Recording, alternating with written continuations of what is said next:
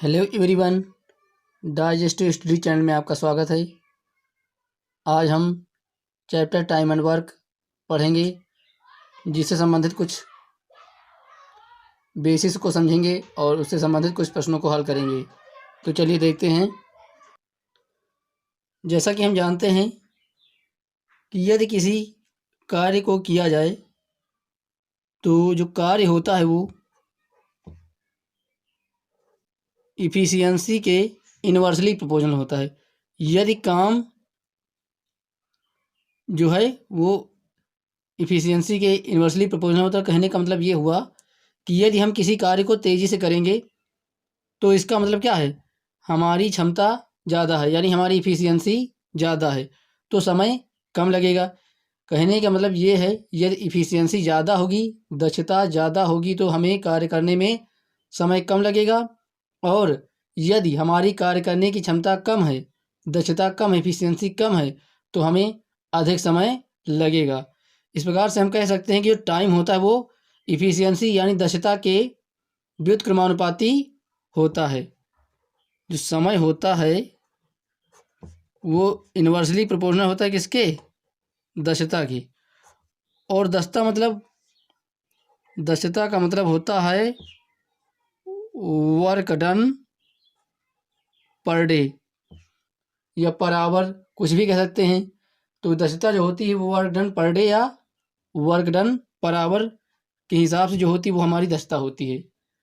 तो जो टाइम होता है वो वर्क अपान इफ़िशियंसी के इज इक्वल टू होता है। यानी यार टाइम निकालना है तो हमें संपूर्ण वर्क यानी कितना काम किया वो पता हो, और पर डे कितना काम किया जाता है यानी इफ़िशियंसी प्रतिदिन कितना काम किया जाता है वो मालूम हो, और समय मालूम हो तो हम समय को, कार्य मालूम हो तो हम समय को निकाल सकते हैं।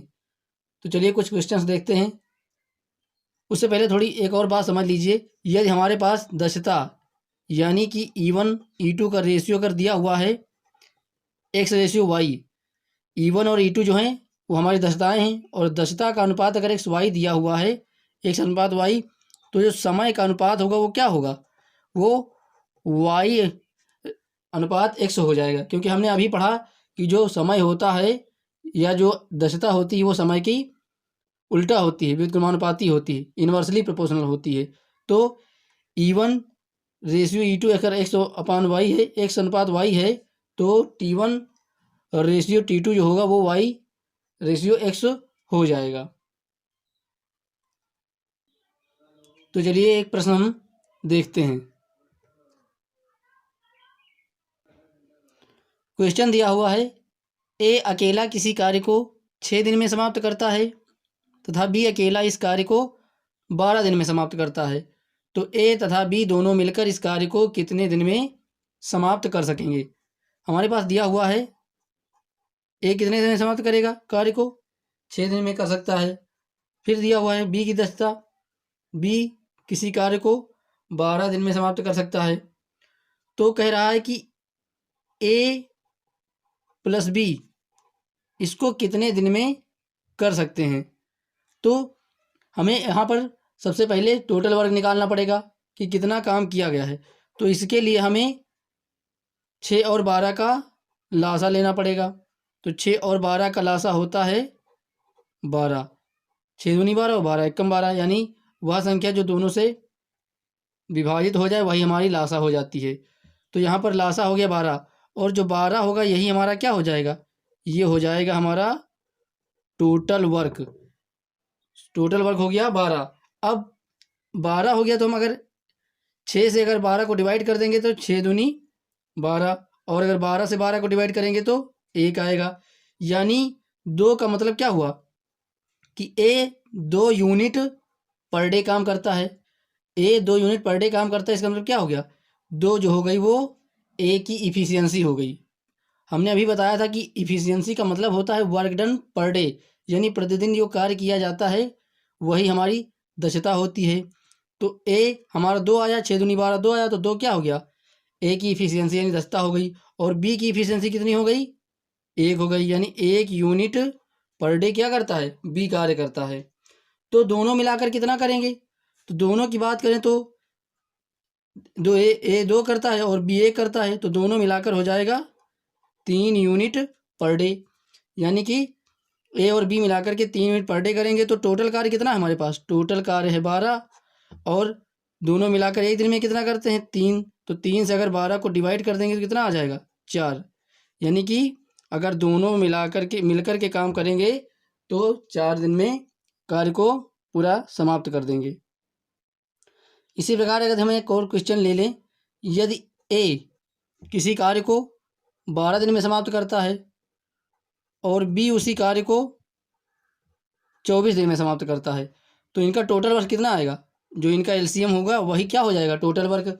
टोटल वर्क निकालने के लिए हमें एलसीएम लेना पड़ेगा, तो 12 और 24 का एलसीएम हो जाएगा 24, जो क्या हो गया हमारा टोटल वर्क।